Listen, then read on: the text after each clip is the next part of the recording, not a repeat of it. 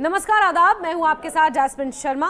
और बीती रात जिस तरह से इजरायली प्रधानमंत्री बेंजामिन नेतन्याहू और अमेरिकी राष्ट्रपति डोनाल्ड ट्रंप के बीच बातचीत हुई, उसमें हमास को लेकर एक लंबी चर्चा हुई। इजरायल और हमास के बीच लंबे समय से जारी संघर्ष एक अहम मोड़ पर पहुंच गया है। गाजा में बढ़ते हालात को काबू में लाने के लिए अब अमेरिकी राष्ट्रपति डोनाल्ड ट्रंप ने सक्रिय भूमिका निभाई है। सोमवार यानी कि 29 सितंबर की रात वाशिंगटन डीसी में इजरायली प्रधानमंत्री बेंजामिन नेतन्याहू और ट्रंप की मुलाकात हुई। इस मुलाकात के बाद दोनों नेताओं ने संयुक्त प्रेस कॉन्फ्रेंस की, जिसमें गाजा के लिए एक संभावित सीज फायर यानी कि युद्ध विराम की घोषणा की गई। ये घोषणा ऐसे समय में आई जब लगातार हमलों और जवाबी कार्रवाई से गाजा त्राहिमाम कर रहा है और अंतर्राष्ट्रीय स्तर पर दबाव बढ़ता जा रहा है कि इजरायल और हमास किसी समझौते पर तो पहुंचे। ट्रंप ने इस दौरान 20 बिंदुओं पर आधारित एक शांति योजना पेश की है। इसका उद्देश्य गाजा को स्थायी शांति, विकास और स्थिरता की दिशा में ले जाना है। ट्रंप का कहना था कि अब ये फैसला हमास के हाथ में है।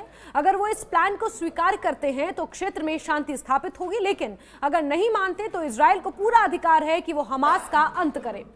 ट्रंप ने साफ किया कि अमेरिका इस मामले में इजरायल का साथ देगा। वहीं बेंजामिन नेतन्याहू ने इस योजना को एक ऐतिहासिक पहल करार दिया और ये कहा कि गाजा में अब एक शांतिपूर्ण प्रशासन स्थापित होगा। प्रधानमंत्री नरेंद्र मोदी ने भी ट्रंप के इस 20 बिंदुओं के प्रस्ताव की सराहना की है और इसे स्वीकार किया है और कहा है कि भारत का भी 100% सपोर्ट है। उन्होंने ये भी कहा कि गाजा से धीरे धीरे इजरायल सेना पीछे हटेगी, लेकिन उससे पहले जरूरी है कि हमास के सभी हथियार और लड़ाकू ढांचों को पूरी तरह खत्म किया जाए। बेंजामिन नेतन्याहू ने चेतावनी देते हुए ये भी कहा कि ये काम आसान तरीके से भी हो सकता है और मुश्किल तरीके से भी, लेकिन इसे हर हाल में अंजाम दिया जाएगा। हालांकि इस बीच हमास ने साफ कहा है कि उसने अभी तक कोई औपचारिक प्रस्ताव नहीं देखा है और फिलहाल हथियार डालने को तैयार नहीं है। इसके उलट फिलिस्तीनी प्राधिकरण यानी कि अधिकृत फिलिस्तीनी सरकार ने इस पहल का स्वागत किया है। गाजा क्षेत्र में ये विरोधाभास हमेशा देखा जाता है कि जहां फिलिस्तीनी प्रशासन अंतर्राष्ट्रीय योजनाओं को स्वीकार करने की कोशिश करता है, वहीं हमास उन्हें खारिज कर देता है या शर्तें थोपने लगता है। ट्रंप के प्लान में सबसे बड़ी बात यह थी कि गाजा में युद्ध तुरंत बंद कराने पर जोर दिया गया है। इसके अलावा हमास को मजबूर किया जाएगा कि वो 72 घंटों के भीतर सभी बंधकों को रिहा करे। इसमें जिंदा और मृत दोनों इजरायली शामिल होंगे। इसी तरह इजरायल भी युद्ध खत्म होते ही गाजा की जेलों में बंद करीब 250 उम्र कैद के कैदियों और 1700 अन्य कैदियों को छोड़ेगा। साथ ही दोनों पक्षों के बीच मृतकों के शवों का आदान प्रदान भी किया जाएगा। नियम यह होगा कि हर एक मृत इजरायली सैनिक या नागरिक के बदले 15 फिलिस्तीनी कैदियों के शव लौटाए जाएंगे। इस योजना के अनुसार गाजा को पूरी तरह से आतंक मुक्त क्षेत्र बनाने की कोशिशें होंगी। इसमें हमास के सैन्य ठिकानों और हथियारों को हटाना शामिल है। एक अहम बिंदु यह भी है कि हमास और अन्य किसी भी मिलिटेंट संगठन को गाजा की सरकार या प्रशासन में शामिल होने की इजाजत नहीं होगी। इसके बजाय एक अंतरिम तकनीकी समिति बनाई जाएगी जिसमें योग्य स्थानीय और अंतर्राष्ट्रीय विशेषज्ञ होंगे। इस समिति को प्रशासन चलाने का दायित्व दिया जाएगा। गाजा का आर्थिक और सामाजिक पुनर्निर्माण भी योजना का महत्वपूर्ण हिस्सा है। हम बात कर रहे हैं उस योजना की जो 20 सूत्रीय योजना है जो डोनाल्ड ट्रंप ने प्रपोज की है। इसके लिए एक विशेष शांति बोर्ड बनाया जाएगा जिसकी अध्यक्षता खुद अमेरिकी राष्ट्रपति डोनाल्ड ट्रंप करेंगे। इस बोर्ड में पूर्व ब्रिटिश प्रधानमंत्री टोनी ब्लेयर और अन्य अंतर्राष्ट्रीय नेता भी शामिल होंगे। इस बोर्ड का काम होगा गाजा के विकास और सुधार के लिए योजना बनाना और उसके लिए आवश्यक धन देना। गाजा को तुरंत मानवीय सहायता भी भेजी जाएगी और रोजगार बढ़ाने के लिए वहां विशेष व्यापारिक जोन बनाए जाएंगे। इस तरह से गाजा को आर्थिक मुश्किलों से बाहर निकालने और लोगों को स्थायी राहत देने का प्रयास भी किया जाएगा।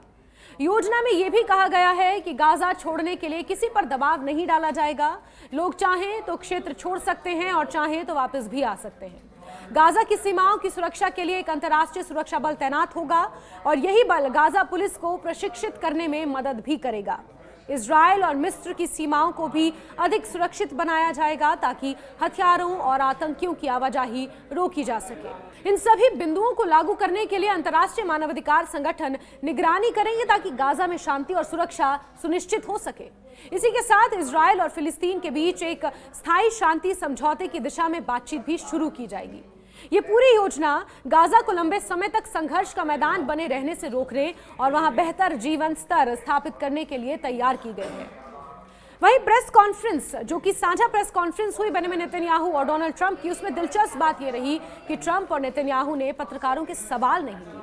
ट्रंप ने कहा कि अभी दस्तावेजों पर हस्ताक्षर होने बाकी हैं और इस पर विस्तार से बात करने का सही समय बाद में आएगा। जब उन्होंने बेंजामिन नेतन्याहू से पूछा कि क्या वो इजरायली पत्रकारों के प्रश्न लेंगे, तो नेतन्याहू ने उनके फैसले पर भरोसा जताते हुए कहा कि वो वही करेंगे जो ट्रंप चाहेंगे। इसके बाद दोनों नेताओं ने आपस में हाथ मिलाया और वहां से चले गए। इस बैठक का एक और महत्वपूर्ण पहलू वो माफी थी जो बेंजामिन नेतन्याहू ने कतर से मांगी। 9 सितंबर को इजरायली सेना ने कतर की राजधानी दोहा को निशाना बनाते हुए हमास के नेता खलील अल हय्या पर हमला किया था। अल हय्या बच निकले थे, लेकिन 6 अन्य लोग मारे गए, जिसमें एक कतर का अधिकारी भी शामिल था। इससे कतर बेहद नाराज हो गया और दोनों देशों के संबंध तनावपूर्ण हो गए। अमेरिका ने भी इजराइल पर नाराजगी जताई थी और कतर ने हमास और इजराइल के बीच मध्यस्थता का काम रोक दिया था। अब ट्रंप की पहल पर बेंजामिन नेतन्याहू ने व्हाइट हाउस से फोन करके कतर के प्रधानमंत्री शेख मोहम्मद बिन अब्दुलरहमान अल थानी से माफी मांगी है। उन्होंने कहा कि हमला आतंकियों को मारने के लिए किया गया था, कतर को निशाना बनाने के लिए नहीं। उस घटना में कतर के नागरिक मारे जाने पर दुख जताया और ये भरोसा दिलाया कि आगे से इसकी भरपाई करने की कोशिश होगी। माना जा रहा है कि ये माफी गाजा में शांति वार्ता को पटरी पर लाने का एक अहम कदम है, ताकि कतर फिर से मध्यस्थता की भूमिका निभा सके। इस पूरे घटनाक्रम ने गाजा संकट को एक नया आयाम दिया है, जहां इजराइल और अमेरिका अब एक ठोस शांति योजना को आगे बढ़ाते दिख रहे हैं। वहीं असली चुनौती हमास के रवैये से है। अगर वो इस प्रस्ताव को स्वीकार कर लेता है तो गाजा में युद्ध जैसी स्थिति तुरंत खत्म हो सकती है और वहां एक नए सिरे से जिंदगी शुरू हो सकती है। लेकिन अगर हमास ने विरोध जारी रखा तो निश्चित ही इजराइल सैन्य जवाब से पीछे नहीं हटेगा और इससे हालात और भी भयावह हो सकते हैं। फिलहाल सारी निगाहें इस पर टिकी हैं कि गाजा की जमीन पर यह योजना कितनी कारगर साबित होती है और हमास क्या रुख अपनाता है। हमास और इजराइल के बीच जारी जंग अब खत्म होने को है। वहीं डोनाल्ड ट्रंप ने गाजा में शांति लाने का एक पीस प्लान तैयार किया है और डोनाल्ड ट्रंप के गाजा पीस प्लान पर दुनिया भर की प्रतिक्रियाएं आने लगी हैं। प्रधानमंत्री नरेंद्र मोदी ने भी ट्रंप के गाजा प्लान को खुलकर समर्थन दिया है। प्रधानमंत्री मोदी ने ट्रंप के इस कदम का स्वागत किया और ये कहा कि भारत का फुल सपोर्ट है और हम सभी ट्रंप की पहल को लेकर एकजुट होंगे। इस तरह अमेरिका के प्लान को भारत का साथ मिल गया है और इससे पहले 8 देशों ने भी ट्रंप के गाजा पीस प्लान का समर्थन किया है। प्रधानमंत्री नरेंद्र मोदी ने एक्स पर पोस्ट कर कहा, हम राष्ट्रपति डोनाल्ड ट्रंप द्वारा गाजा युद्ध को समाप्त करने के लिए एक व्यापक योजना की घोषणा का स्वागत करते हैं। ये फिलिस्तीनी और इजरायली लोगों के साथ साथ व्यापक पश्चिम एशियाई क्षेत्र के लिए दीर्घकालिक और स्थायी शांति, सुरक्षा और विकास का एक व्यवहार्य मार्ग प्रदान करता है। हमें उम्मीद है कि सभी संबंधित पक्ष राष्ट्रपति ट्रंप की पहल के पीछे एकजुट होंगे और संघर्ष को समाप्त करने और शांति सुनिश्चित करने के इस प्रयास का समर्थन करेंगे।